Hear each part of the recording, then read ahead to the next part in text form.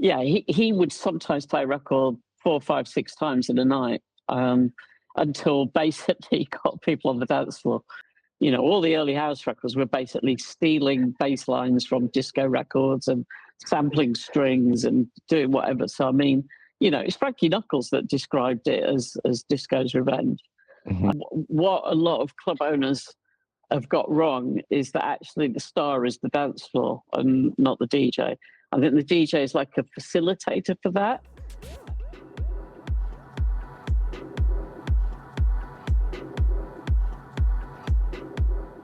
Welcome, everybody, to the Beyond the Decks podcast, your guide to learning the art and skill of musical influence. Today, I am absolutely just thrilled to be speaking to this gentleman here. He is somewhat of a legend and icon in the world of DJing. His name is Bill Brewster, and he has been a pivotal figure in the world of dance music. Renowned as both a DJ, writer, and music historian, his career spans journalism, performance, and curation. With over 40 years in the industry, he co-authored one of the most seminal books on DJ history, which is Last Night a DJ Saved My Life, with his co-author, Frank Broughton. It is a definitive history of the DJ culture, and so much of the evolution of dance music that I often am amazed that more DJs are not aware of this book. In addition to this, Frank and Bill also authored numerous books, including How to DJ Properly, offering practical advice to aspiring DJs, the record players, and how to DJ right. And Bill, I think you still are writing pretty regularly at Mixmag as well. Not so much at Mixmag, but I mean, I do. Basically, anyone who dies, they kind of. I'm the person who writes about you if you're dead. So all I'd say to you is don't pray that you ever appear in Mixmag with my byline, because it won't be good news. Yeah. I'm the old person there now, so I basically write about everyone who's popped their clogs. Oh, no. Well, at the same time, you also have a website, djhistory.com, and you are still hosting this podcast, the Bill Brewster podcast, with over 700 episodes. Is that right? Yeah. I do 2 podcasts now, actually. I do a DJ history one, which is I interview a different person every month about similar to what you do, I guess, just kind of about DJing and about people's careers and all that kind of business. And then I do a weekly podcast, which goes out to subscribers only now, but I used to do it. It used to just be free to air. And that goes out every Thursday. And you can get that on Patreon and Mixcloud and various places. Yeah. So yeah, I'm keeping busy. I've actually just finished writing a book about the history of Italian dance music, which is coming out next year. So in roughly a year's time, that'll be coming out. So keep an eye out for that. Yeah. Is it Italo disco or just all forms of Italian dance music? Italo disco, Italo house, Afrobeat, funk, just a lot of different styles of music, really. And like even new wave and post-punk and stuff like that. It's nearly killed me doing it. So I literally finished it this weekend. So I'm feeling quite slightly giddy from not having the pressure of finishing this book. Yeah, congratulations. I look forward to checking that out. Well, Bill, can we start, even though I feel like it's a monumentous task, but like, can we start at the beginning of, your journey? Because if I read correctly through some of your bio and the material I was researching, you actually started as like a chef, and you were going to chef school in London.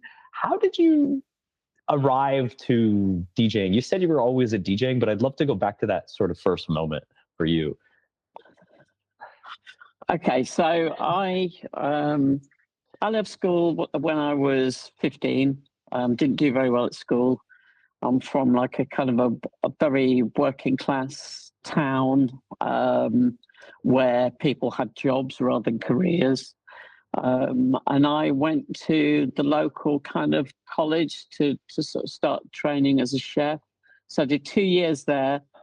And then I got a job in one of the big hotels in London, and I moved down there. To be honest, I mainly moved down to London because of punk rock. Punk rock was happening, and I wanted to be kind of near the epicenter of it. So I moved down to London to train in a big hotel, but also so I could go and watch the Stranglers and the Sex Pistols play. So that's kind of my main motivation for being in London. So I spent 3 years training at this hotel in London, and then I moved to Switzerland for 2 years, and then I did a season in France, and then I moved back to the UK. So all the while that this was going on, I was really into music in a big way. So at this stage, I had absolutely no interest in DJing. I was just a record collector, really, and a music enthusiast, and I'd go and see as many bands as I could. And at that time, when I was like in my teens, I was going to see bands like A Certain Ratio, A Gang of Four, 23 Skidoo, The Specials, well, so B-52s, just lots of different kind of styles of bands, really. Saw Joy Division a few times, Buzzcocks, The Fall. So it was all very much kind of punky, post-punky sort of music that I was into. And it was really through that I got into dance music. So bands like Certain Ratio would name check groups like Cameo. At the time, Cameo weren't very well known at all. It's before they'd had any big hits. So bands like Cameo, bands like Spunk. And then I had a friend that I cooked with in one of the hotels I worked in who was a soul boy. And he introduced me to George Benson, Linda Clifford, Sadeo Watanabe, and a few sort of kind of jazz funk artists from the late 70s. So I sort of gradually started groping my way towards black music, but really through being interested in post-punk. Mm-hmm. And if I just also, I want to kind of pause just so the folks who are listening to this, can you mention what the significance of the soul boy is with regards to, I suppose, like the entrance into dance music for yourself? Okay, so the soul boys of the 1970s were kind of, I suppose, the equivalent in the UK of disco freaks in New York in the 70s. So soul boys were into soul music, but they were into what they call jazz funk, and which a lot of Americans would have called disco. So they were into a lot of the kind of records, boogie records, sort of in the early 80s. Things that were coming out on Prelude, for example, those records, D-Train, things like that were really big on the soul boy scene. And the soul boy scene was very much about black music. They kind of would really never play records by white artists generally. There was quite a lot of sort of self-imposed snobbery about what got played in British soul clubs. And then on the other side of it, the kind of music that I was into was more like what you'd call alternative, I suppose. So the clubs that I was going to, you'd hear a bit of like disco, things like D-Train, You're the One for Me would have got played. But then at the same time, there'd be like Bela Lugosi's Dead by Bauhaus. And like early ABC records would have got played in the clubs that I was going to. Early Human League before they kind of got mega famous. So there were definitely splits between those two scenes. The soul boys were purists who only listened to black American soul, jazz, and disco, basically, with a little bit of Japanese jazz thrown in. But they were very kind of, wouldn't listen if they heard there was like a British band playing that kind of music. Generally speaking, they would kind of see them as slightly inferior. And I think I found it so amazing in Last Night a DJ Saved My Life when you talk about Northern Soul, the influence of Northern Soul on essentially the origin of rave culture, and how I suppose it was these soul boys, going and dancing all night, and the tempo getting quite high. And I just found that absolutely stunning to think that the origins of something we consider so modern in terms of rave culture or festivals have their roots in the north of the UK, with a bunch of, I guess, folks listening to, as you mentioned, like jazz funk and these types of records. And it kind of makes me think often of I don't know if you would agree with this. I'd love to hear your thoughts, but the sort of outsider nature of the DJ. Like you sort of mentioned that you were into what you would consider alternative music.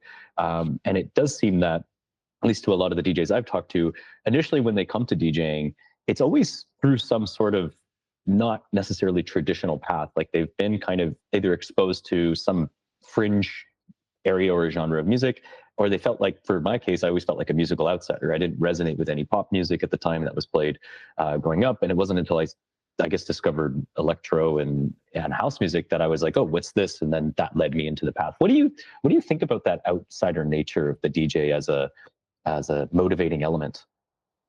Okay, firstly, I need to explain the difference between soul boys and people that are into Northern Soul, because they were kind of quite different. Soul boys were mainly in the South, not all, but a lot. Northern Soul was, as you mentioned, it was a phenomenon in the north of England in particular, but also Scotland as well. And the thing about people that were into Northern Soul is they were into like old records. They weren't into anything new until about 73, 74, when a few DJs started playing like modern records like the Carstairs, It Really Hurts Me Girl, and things like that. So those two scenes were kind of separate, but they sort of came together a little bit in about 1975. And you're right about Northern Soul DJs and about Northern Soul, in fact, that it really was quite outsiderish music. I went to school with a kid who was in my class called Roger Banks, he's still really into Northern Soul. I had no idea about any of this, but he was organising coaches to go to Wigan Casino every Saturday when he was 14. I had no idea that this was going on under literally someone I knew in my class was doing this, and I had no idea it was happening. That's how much of an outsider culture it was. So they had specific clothes that they wore. They were really into taking amphetamines because they were staying up all night and dancing. And they were absolutely furiously collecting these incredibly rare 45s that have been made in Chicago and Los Angeles and Detroit and New York and New Jersey and so on. So it was very much a collector scene, Northern Soul, more than jazz funk was, because jazz funk, they collected records and they were passionate about it, but they were generally looking for new releases more than old releases, whereas Northern Soul was all about old releases. The harder it was to find something, the more coveted it was. So, they were like crazy about collecting. I would say that them and people that were into popcorn in Belgium were the first two kind of scenes where it was really about collecting. So they really introduced that idea of connoisseurship to being a DJ. Do you think that previously on a podcast, I was speaking to Johnny D at Henry Street Music, and he said that DJing in some sort has like an egotism to it. It does require a kind of level of egotism with regards to, I suppose, you have to believe you have good taste in music or good, would you say, based on your historical, I guess, view of DJing, is that sort of another element to the DJ? Is this level of like this connoisseurship, but also this belief in superior tastes of some sort? Yeah, I mean, there's obviously a certain amount of ego involved in it, because a full dance floor is kind of validation of your taste in music, isn't it, really? And an empty dance floor is also says something about your taste in music too. So, it could be that you were just the wrong DJ for that crowd that night, or it could be that the dance floor is telling you something. And it depends whether you want to listen to that or not. I think, there's certainly an amount of ego involved in it, especially now when it's become more mainstream. Most people now know about the existence of DJs. And when I first started kind of getting involved in dance music, DJs, that's not what they did for a living. That's what they did for a hobby at the weekend. You know, no one I knew was earning a living from DJing. Nobody. And generally speaking, you would DJ in your local club, wherever it was that you lived, but you wouldn't travel anywhere else to go and play. That was quite rare. So only really the very best DJs in the sort of late 70s and early 80s were traveling to different cities to play. That really wasn't happening generally. And I would say before 1988, when Acid House really exploded in the UK, DJs had a second job. They basically might have been DJing and they might have been earning money from it, but not enough to sustain a living. Can we, you made this really interesting point that the presence of people on the dance floor is a validating effect to one's selection. But at the same time, at least my own philosophy is that as DJs, there is an element of education required. And at least reading through some of your books, there were DJs who, I can't remember what the name of them were, but they would persist in just like continuing to play the records until they were proven correct. So can you please speak about that educational role of the DJ as somebody who's studied so many of these figures? Because I feel like sometimes that is lost in translation in what is now kind of the modern scene of DJing, or maybe I'm wrong. Well, I mean, you're thinking about DJs like Larry Levan, who played at the Paradise Garage. He would play a record. He would sometimes play a record 4, 5, 6 times in a night until basically he got people on the dance floor. So, yeah, that absolutely did happen. There were other people. There's a guy called David Rodriguez, who was like an early DJ, who would really persist with records and play them over and over again until people responded to what he believed in with this music that he was playing. So there's definitely an element of that to it. I think the educational thing, I think you have to slip it in with the entertainment, really. I think you have to somehow find a way of playing music where you kind of throwing bones to the dance floor. I mean, my philosophy is basically the first 30, 40 minutes of any set of play, I use that to build up trust with myself and the dance floor, to sort of say to them, this is roughly what I'm going to do tonight. Would you come along with what I'm going to do? And then once you've gone through that period and they're like, okay, yeah, he doesn't seem terrible. We'll give him a little bit of leeway. And then you can start kind of maybe throwing some more left field tracks out there as you play. And I find the longer that you play, the more you can do that. And, you know, I've done a couple of sets recently for like more than 5 hours. And I think when you're able to do that, you're much more inclined to try and throw a few curveballs out there because you know you've got time. If it goes horribly wrong, you've got time to build the dance floor back up again and get everything going again.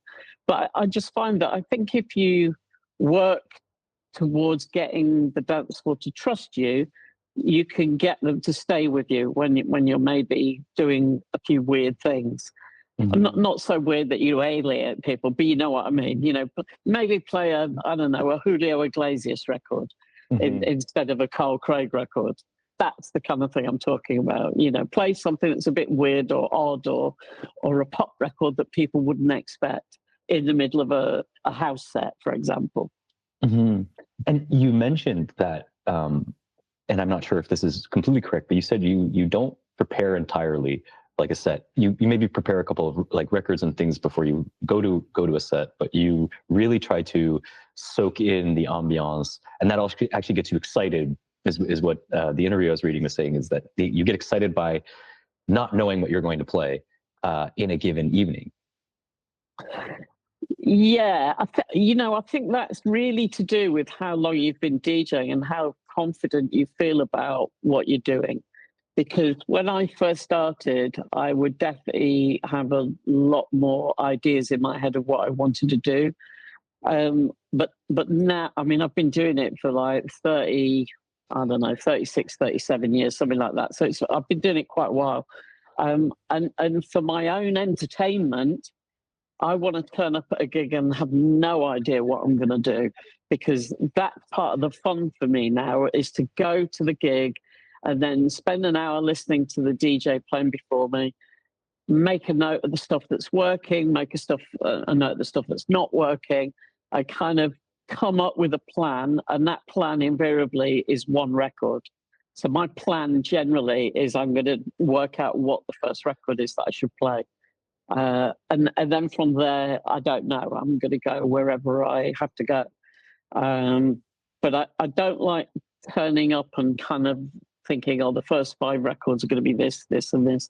I would never do that now. But I just find it much more interesting not knowing what's going to happen and not knowing how people are going to react to what I do. Yeah, it's almost, and I can't imagine, the collection as well as like your encyclopedic knowledge for records, but it's almost as if it's more fun and interesting for you to see what part of that collection is going to get shined on this evening versus saying, I want to play these records, I want to show these, because there's so many amazing, tracks that you're aware of, that you're more interested to kind of see what you'll respond to. Yeah, I guess so. I mean, the thing is, I don't know. I did a gig last Saturday up in Manchester, and I took over.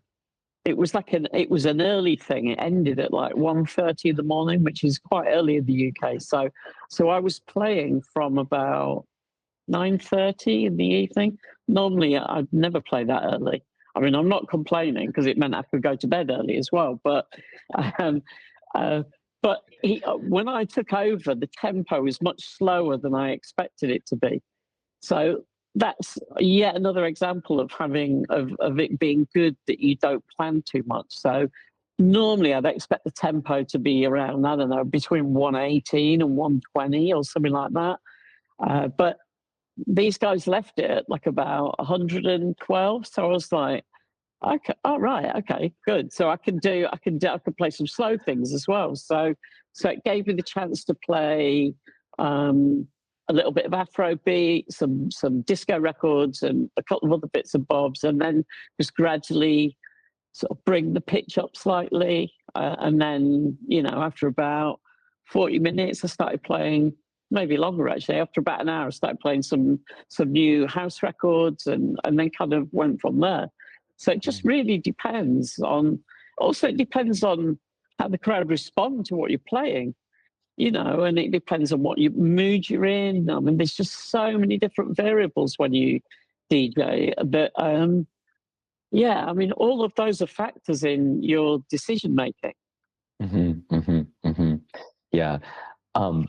I have to ask this question because I'm going to forget, and it's from a section in your book entitled "Lord of the Dance," and it sort of kind of works into this picture of the DJ that we're trying to create or understand here, because I feel like in a lot of your work, there was a very philosophical element that I felt I never found anywhere else in like DJing culture. And I don't know if that's just because there wasn't as much material, but for me, I'm always asking this question, like, what is the DJ? Like, what is a DJ doing? And in some sense, you kind of capture it really, really well here, which is the Lord of the Dance.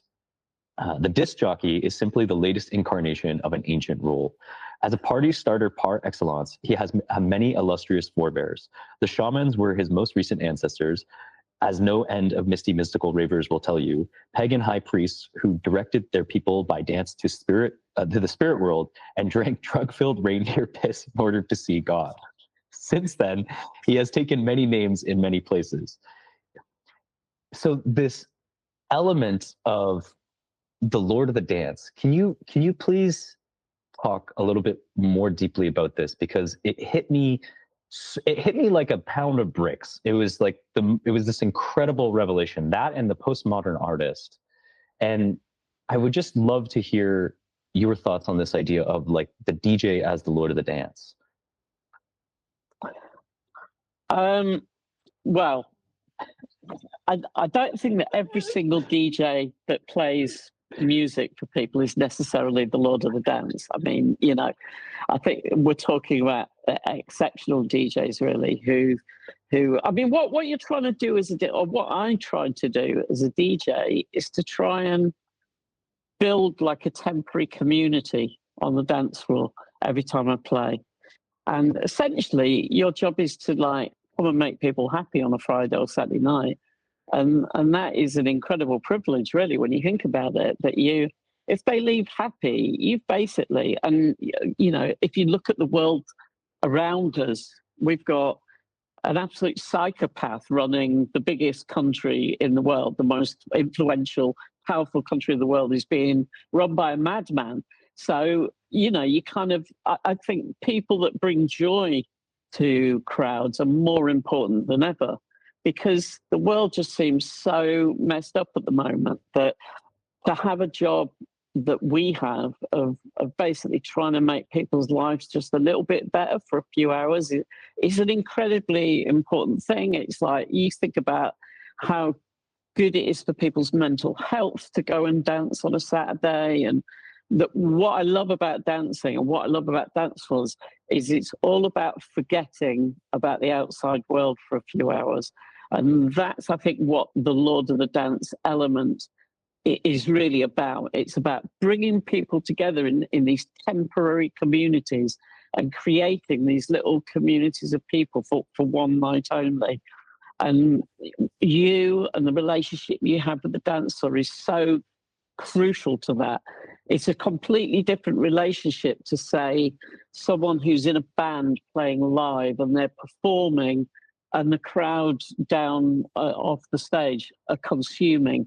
You know, but dance floors don't consume what you do. They interact with you and they help you make those decisions. That's what is different about being a DJ to being a performer of some description. Is you're really trying to build a relationship with the crowd without them actually physically telling you anything. They give you lots of signs and movements and motion and stuff like that, and smiles or grimaces, depending on how happy or unhappy they are with what you're doing. But your job is to somehow make sense of the reactions you're getting from the dance floor to create this mini temporary community. That's kind of how I see DJing every time I go out and play on a Friday and Saturday. Like for 2 or 3, 4 hours, I want to try and create this little lovely community of people and have everyone kind of in the same mood together, because it is about that kind of dance floor unity. Mm-hmm. Well, you even mentioned this point that this temporary container of hedonism, I don't know if that would be the right characterization, but the temporary container of what could you say, sanctuary from the outside world. And that was very prevalent throughout your book, as you described in like the early days of disco as well, where for, you know, the majority of early disco, it was Black, gay, queer, and that was the container that provided these folks like a place to just be and be okay. But you also said this point of forgetfulness, and it reminded me of I cannot recall his name. He was the founder of Amnesia, the nightclub in Ibiza, and he was a philosopher, and even the root name of that club, it was like meant to be the workshop of forgetfulness. That was sort of the idea apparently of the founder. And so it's right. You're right in the sense that it's like this container that you can simply be. But at the same time, nowadays we are almost very challenged because that container or psychological security is challenged by like videotaping, always on recording, smartphones, and things like this. Do you think, what is your thoughts on the state of the dance floor today? Does it still preserve that level of psychological safety of being, or are we sort of in need of a reset? Because I feel like back when, I guess prior to a lot of technology, having that like limitless freedom to just be and forget.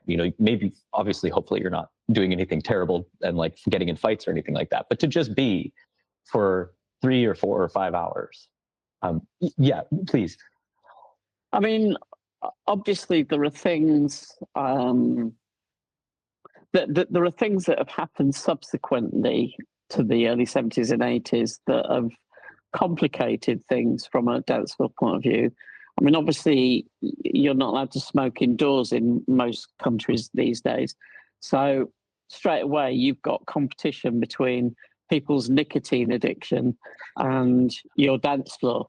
And I remember when we banned smoking in the UK, that was like and I don't smoke, but I did used to, but I don't smoke, and I found it really quite infuriating that suddenly I had competition on the dance floor for people's attention, because now if they want a cigarette, they have to go outside and smoke.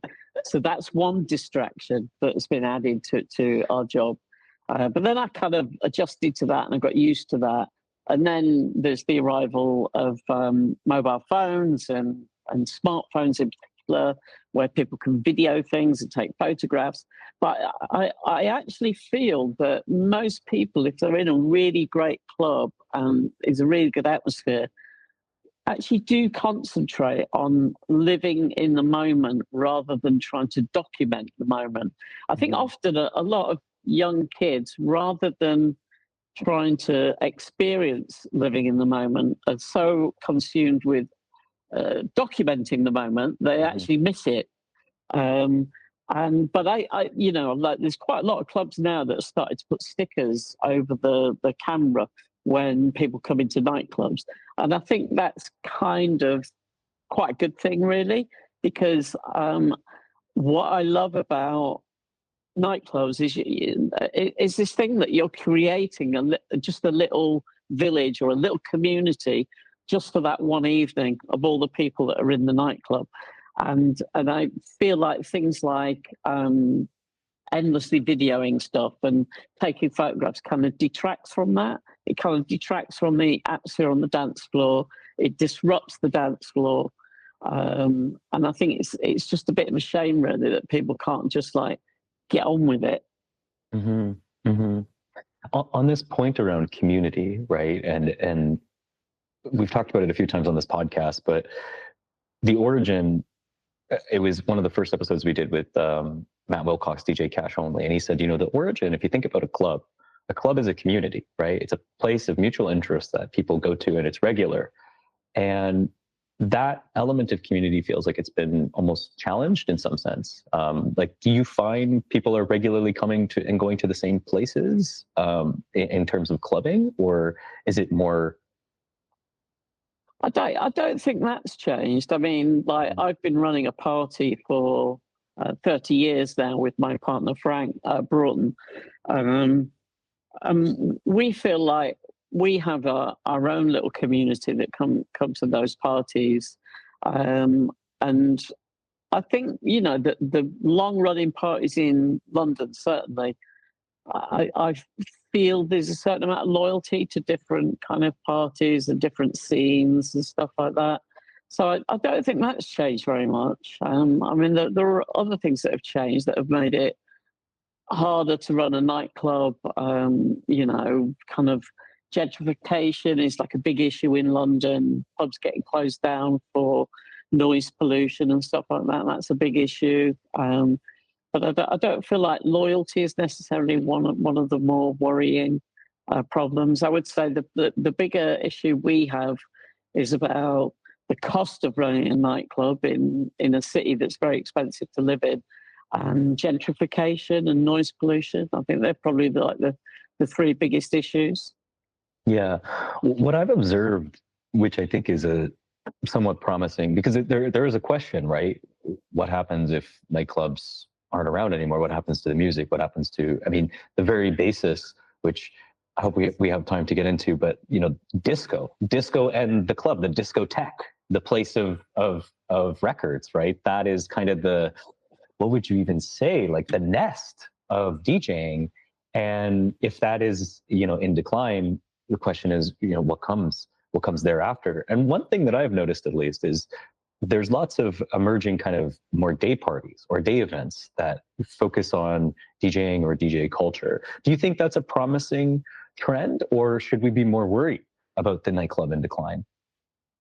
I don't think having daytime parties is the problem that's threatening nightclubs. I think it's the stuff that I mentioned earlier, really, about cost, about noise pollution, about changing demographics, and also, there's a lot of talk in the UK about young people not being that interested in going out anymore.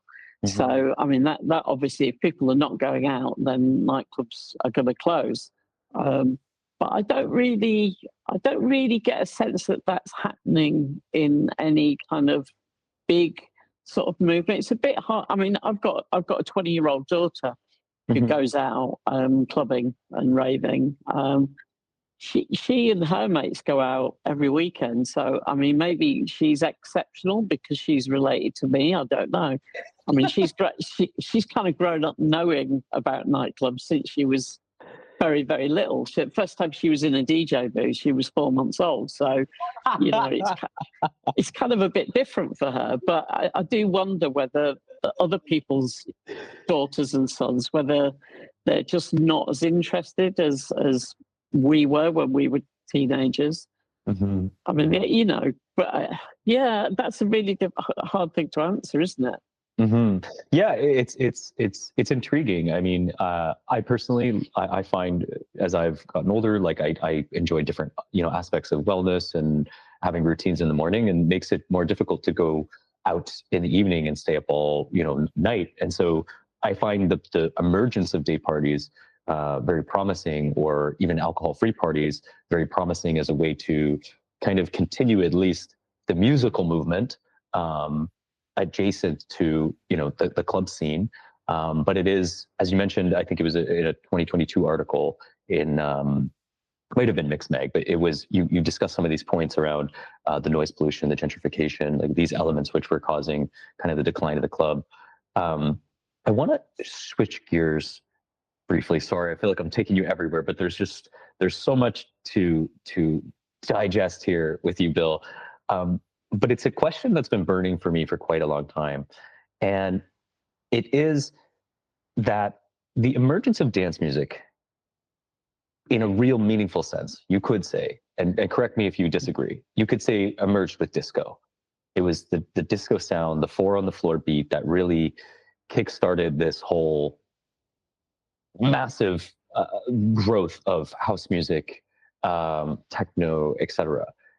And I wanted to ask, what do you think? There's this idea, house music, I think you even wrote in the book, house music is disco's revenge, right?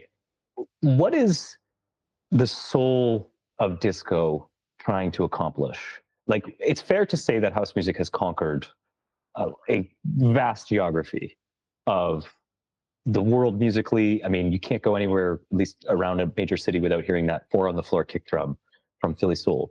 What do you think disco is trying to accomplish still in the modern world with this kind of projection?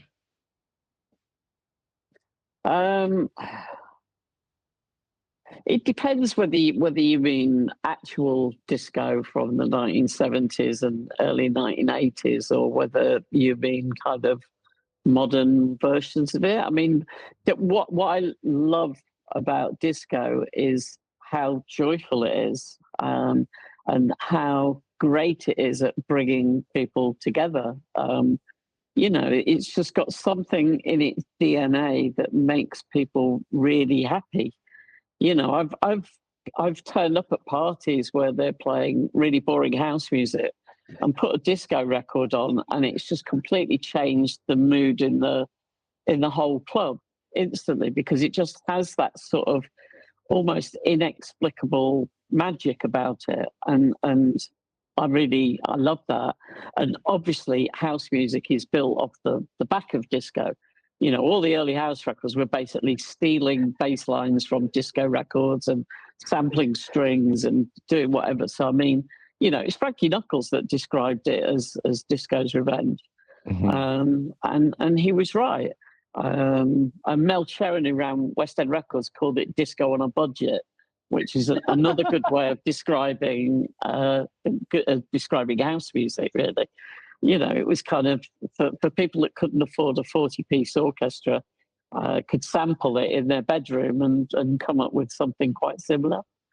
So, yeah, I'm not sure about what music is trying to achieve, because you're trying to ascribe a generalized feeling to lots of different music makers and producers that maybe don't share the same outlook. I mean, you know, what I love about what I do is about, really, I feel like it's kind of about spreading happiness, kindness, unity, all of these things that to me seem to be under threat in wider society.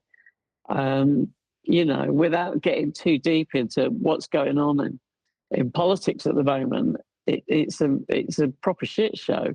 So it feels like what we do is much more important at the moment, because our job is to kind of bring a little bit of hope and joy into people's lives on a Friday and a Saturday night. And that seems to me to be a really a worthwhile job, you know, kind of making people feel a bit better about themselves, making people like each other a little bit more. But those are values that I think everybody should have a right to.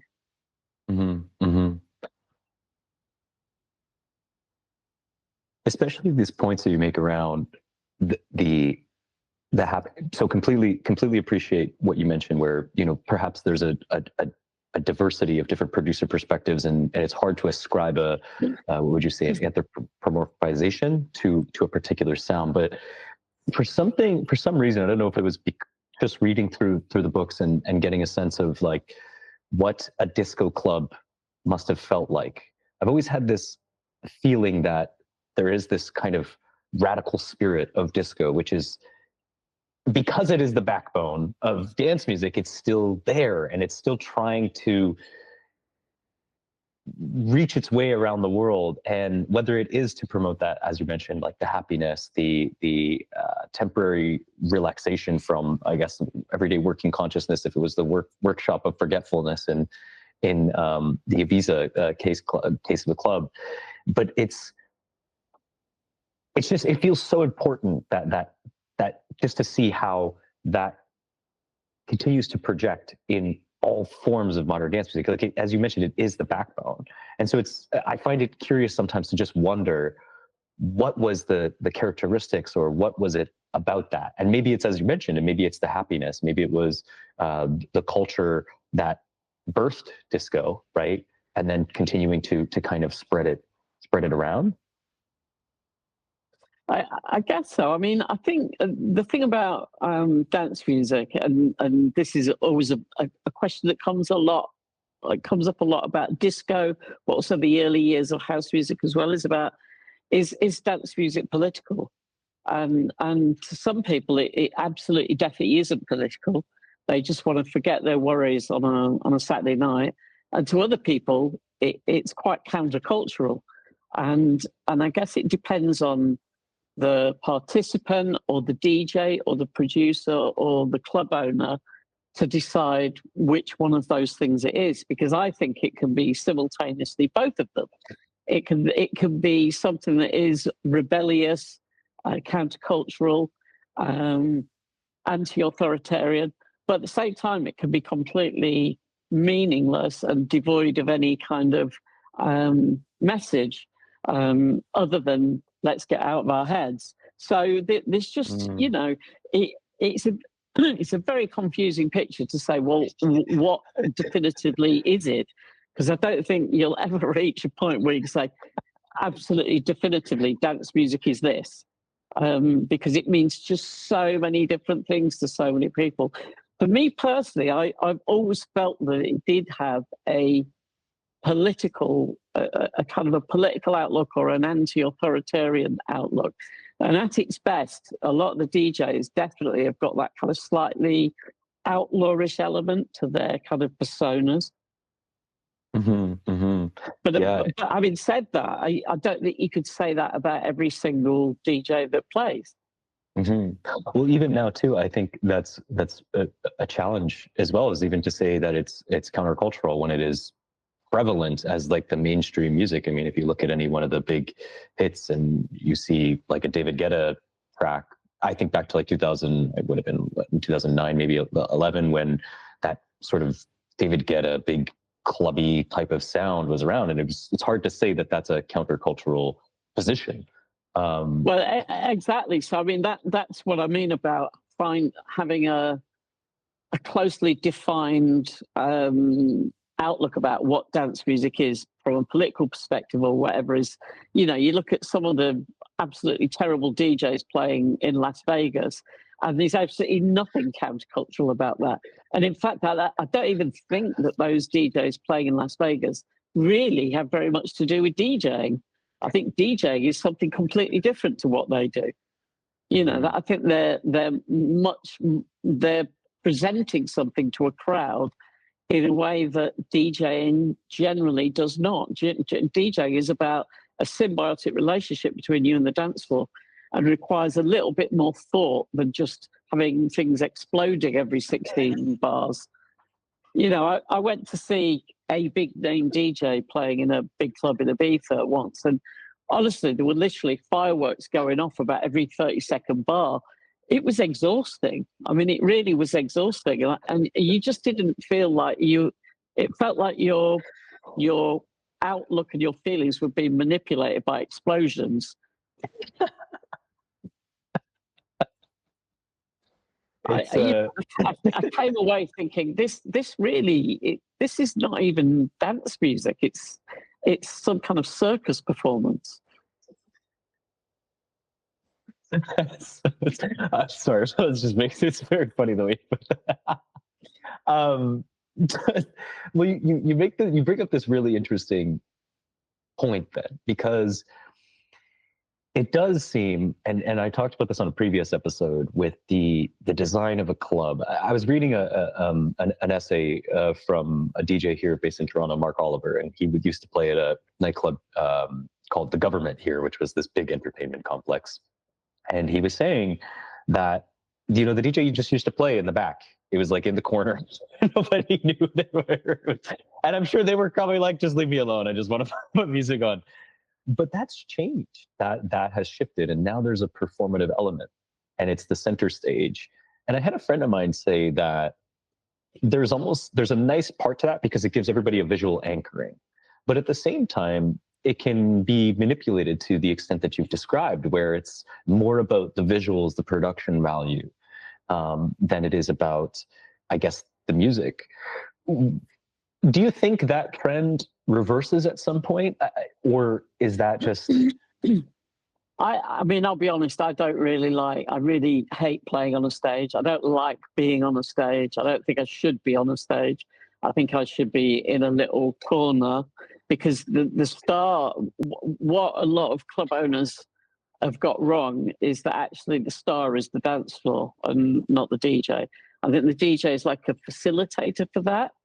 And their role is very important because they work with the dance floor to create that. But when I look on the dance floor, I see so much more joy than you do in a DJ booth with some wizened old bloke that's been doing it for decades. Kind of, that's not exciting or interesting. It's the dance floor that's interesting, because there are people out on that dance floor who are young and beautiful, and they're celebrating their sexuality, they're celebrating their fashion sense, they're celebrating their life.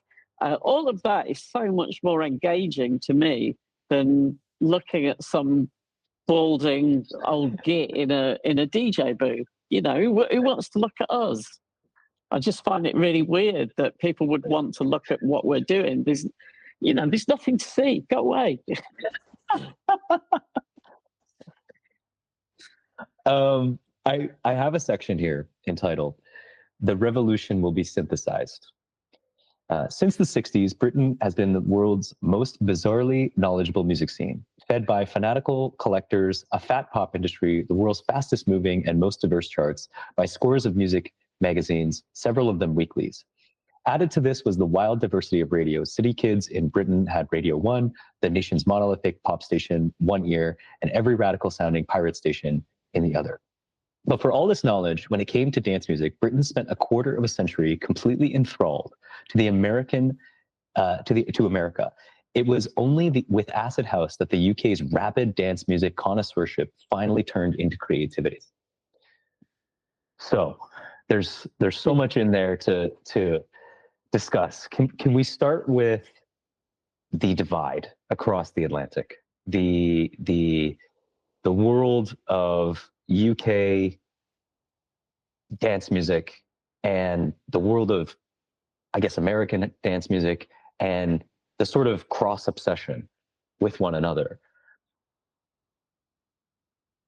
What do you think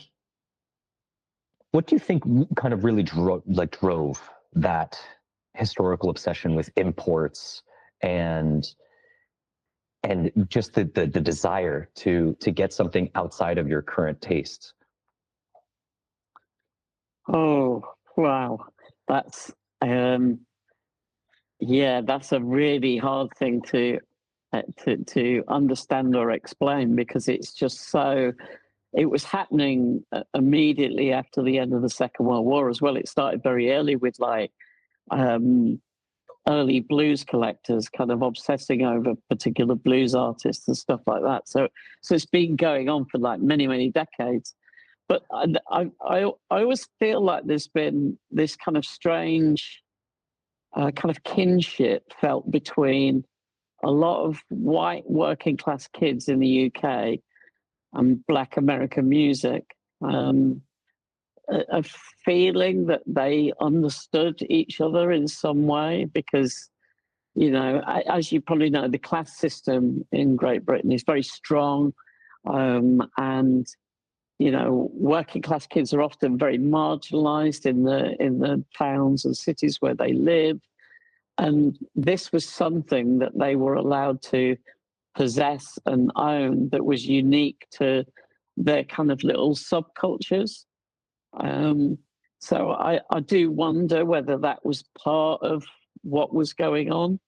But the sort of collector gene seems to be endemic in the UK.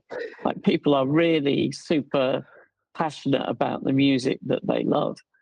But I would say that as a musical culture, it didn't really start happening in the UK properly until the Beatles, really. The Beatles, 62, 63, was when I think people really started to like obsess over Black American music in a big way.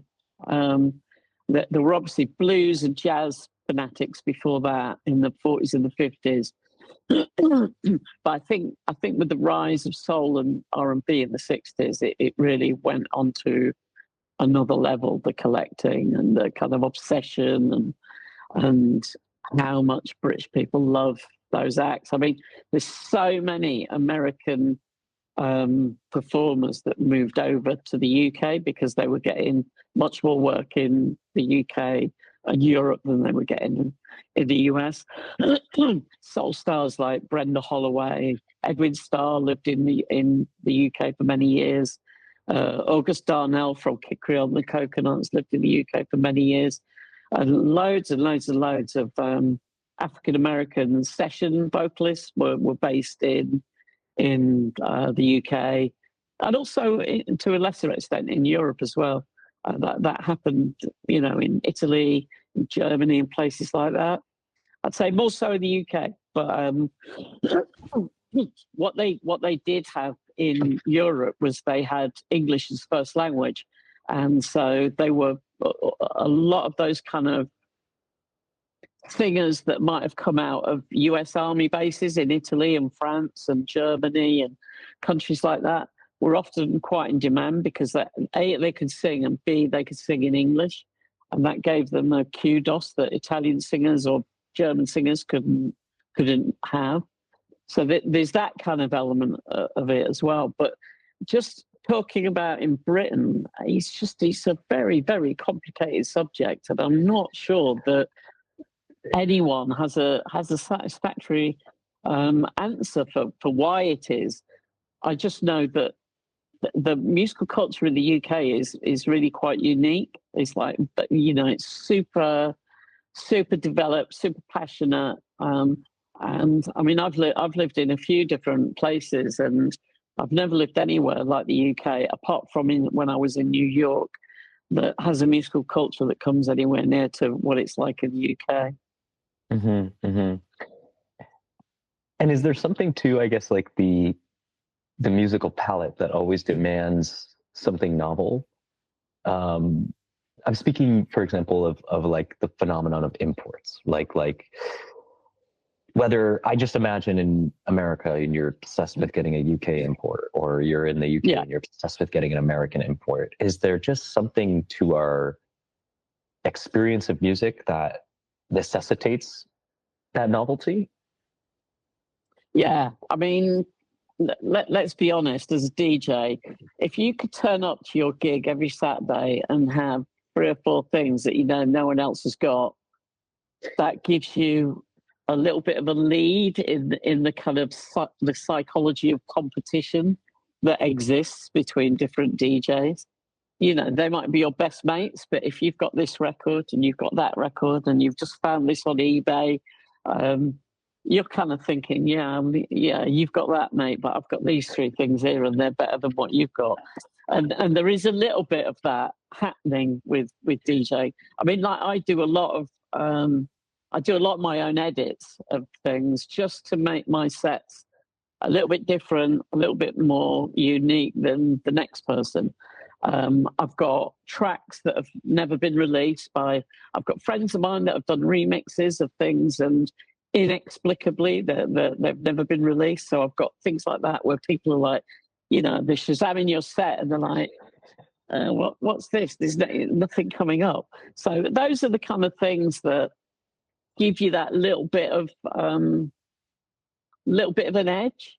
And, you know, as DJs nowadays, you want to be able to play music that's brilliant, first of all, but second, if you can play loads of brilliant records, and second, they're not Shazammable, it gives you a little bit longevity for the kind of records you play. If everyone could just Shazam what you're playing and then go copy you the next week, it keeps you on your toes. I think it means that you need to keep looking for those novelties and new music, either new old discoveries or new releases. That they're the prime source of novelty for a DJ. Mm-hmm, mm-hmm. You touched on this absolutely brilliant topic, which I might need to ask your advice on, because I find as a DJ going to events today, I have this strong dissatisfaction with sometimes what I hear, which is, and you covered this phenomenon in the book. I wish I had the section, but I didn't. But it's this, I think it was in the late disco era, where basically this unique invention was kind of then scaled up and repurposed to sort of a different means, and it lost its soul. It lost its insides. And I see this happen. I've seen it happen a couple times in my very brief, I suppose, extent in DJing, and it's very hard as somebody, I guess, suppose who loved a sound when it started to where it ends. How do you? What advice would you provide? Because I feel like I'm becoming pickier and pickier, and it's like I get upset, and I'm trying to be not as upset, but I get upset, and maybe it's that obsessive collecting discovery side. So what advice would you have for me or for DJs who find themselves in that particular scenario? I mean, we've been through the disco sucks era several times at this stage, haven't we? Really, I mean, you know, there was the actual disco sucks era in sort of 79, 80. But then, you know, you've had house music and the house music sucks period. There've been several of them. What's frustrating about what's happening at the moment is how many new releases come out every week. So there's no way anyone can keep up with the amount of new releases happening. But what that does give you the chance of is to find records that other people aren't playing and to really champion those records. So if you winkle out if you can find 2 or 3 records every month that no one else is playing, that over a year, that adds up to that's like 40, 50 records that no one has played. And you can keep playing. I mean, I always find if I don't hear anyone playing certain records, I think, fuck it, I'm just going to keep playing this. There's a few records I got during the pandemic that seem to kind of pass everyone by, and I still play them now. And we're 5 years later down the road, and I still, not every gig, but I play them quite often because I've never, ever heard anyone play them. And that kind of encourages me. I kind of think, well, they're just not well known. And a good measure of that is if you go on Spotify and have a look at the numbers, and it's had like 10,000 streams rather than 10 billion, you're on to something. That most people don't know about it because the numbers are terrible on Spotify. So I think, the challenge for young DJs now is it's never been easier to build up a set that's really unique to yourself. Because there's just so much new music coming out, and there's the whole world's music on Discogs as well to add to all of that. I mean, it's a bit of a mind fuck, really, isn't it? When you think about how available most music is nowadays, and it never ceases to amaze me how people are still turning up unbelievable records from 30, 40, 50 years ago. You kind of think we'd found all the good records, but we haven't. And there's millions out there that are still waiting to be discovered. And you made this point in your book, which has sort of stuck with me as an idea, which is the power of the DJ. And I would love to explore this maybe at a future juncture, but there is a really interesting aspect of the power of a DJ, right? Both, I think, from the present performative aspect, there is a power in handling a sound system that really, but then also there's this other more subtle power, which is the power to educate, but also reintroduce what was once forgotten, right? And this can be done, I suppose, in some ways through sampling, but also through this reemergence of new records. And I feel like that subtle power is sometimes more forgotten about, or it's not as acknowledged. It's very much the focus on being in the DJ booth, being in the star role, instead of the capacity to revive. I think, for example, personally speaking, it was Supreme Jubilee's "It'll All Be Over." I think it was a California-based gospel soul band or something like that. And it was the sampling of this by one DJ that sort of revived the entire record for me. And so I guess I just wanted to highlight that power and emphasize what it is that you're saying around this capacity to find something that's never been discovered and evangelize for it. I absolutely. I mean, to me, that's the fun. That's the real fun of DJing, is finding records that people fall in love with that they haven't necessarily heard before. And that's why I think it's important to try and find your own versions of that when you're DJing. I don't see the point of hearing someone playing some incredible record that they've got. The challenge for you as a DJ is to go out there and find your version of that amazing track that no one knows and introducing it to a crowd. And yeah, you can sample it or you can edit it or you do whatever, but I think ultimately just finding a great track and really playing it and playing it and playing it so people constantly come up and ask you. And actually, there are loads of tracks like that. It's not like there's 2 or 3 and you've got to basically go and dig in some basement in the Philippines to find them. They're on your doorstep. They're in your local charity shop. Those records that people have forgotten about, they're out there now, and they're not expensive. Most of them not expensive either. I think I really don't like that kind of the only good records are rare records, because a lot of the reason that rare records are rare is because they're shit and they didn't sell many copies in the first place. Not always. Sometimes something went wrong with a record and it never got released for whatever reason. But a lot of the really rare records, I hear them and I think, I know why this is rare. It's not very good. But the challenge is to find really great records that people don't know about and introduce them to them. That's to me the ultimate pleasure of DJing, is to make a crowd go bananas with records they don't even necessarily know, but they're just filled with that kind of indefinable joy that makes a dance floor come alive. Incredible. Well, as we come to the end of the show here, Bill, and I'm super appreciative of your time. Besides the book coming out, do you have a working title for the book yet? Yeah, Discoteca. So besides Discoteca coming out in the forthcoming year, what can we look forward to Bill Brewster in the coming years with DJing, with writing? Well, I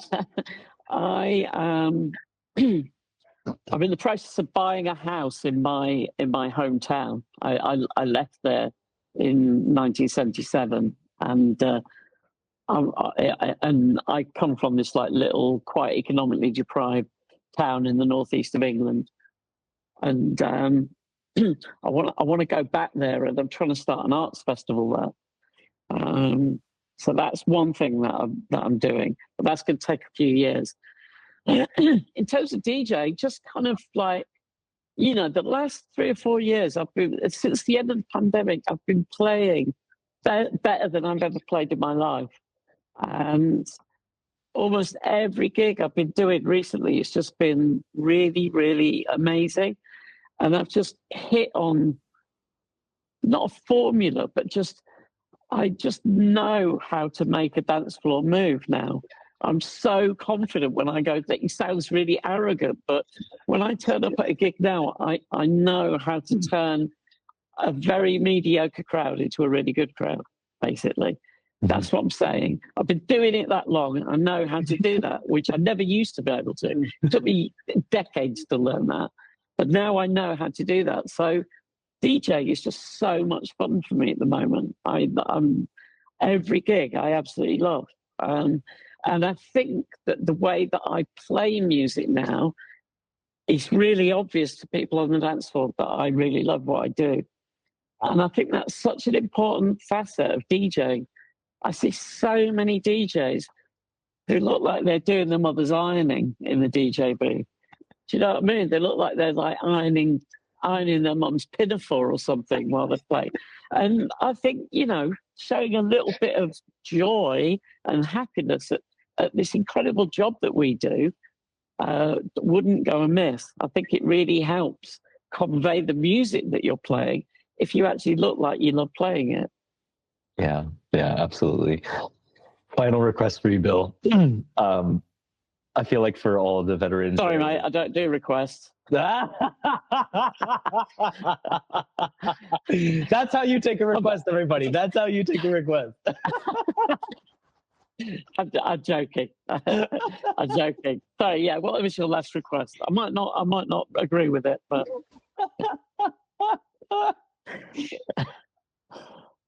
3 tracks. We're looking for 3 tracks, 3 records, one of 3 categories. The first category is on repeat. What is the track, the record that you are just playing over and over and over again? It can be in dance music, outside of dance music. Number 2, what is your guilty pleasure record? You're going to put it on, nobody's looking around, you're going to put that record on. And number 3, what is a record or track that is under the radar? You feel like it's not getting enough of that airtime, it needs to be evangelized for. Okay, so the track that I play on repeat, I play this a lot actually, like embarrassingly often, is You Can't Hide From Yourself by Teddy Pendergrass, the Dimitri from Paris remix. I play that a lot. I don't really have guilty pleasures because I never feel guilty about any music that I really like. But in the spirit of that, my favorite pop record from when I was a kid is Rock On by David Essex. And I still absolutely love that record. Even now, I love it. And then what was the third one? Is Under the Radar. Okay, Under the Radar. Right. I'm going to give you two because I can't choose between these two. But there's a David Morales remix of Sheena Easton. She did a track called 101, which was written by Prince. And David Morales in 1989, one of his very early remixes, he did a death mix of it. That's amazing. I play that a lot. And then the other one, which is one of the ones that came out during the pandemic, is Control by Austin Ato featuring LaVille. It's like a deep house record. Sounds a bit like Mr. Fingers, but with a full vocal on it. It's incredible. Amazing, amazing. Well, I will put those tracks into the show notes. Bill, is there anything you want to leave the audience, leave the listeners with?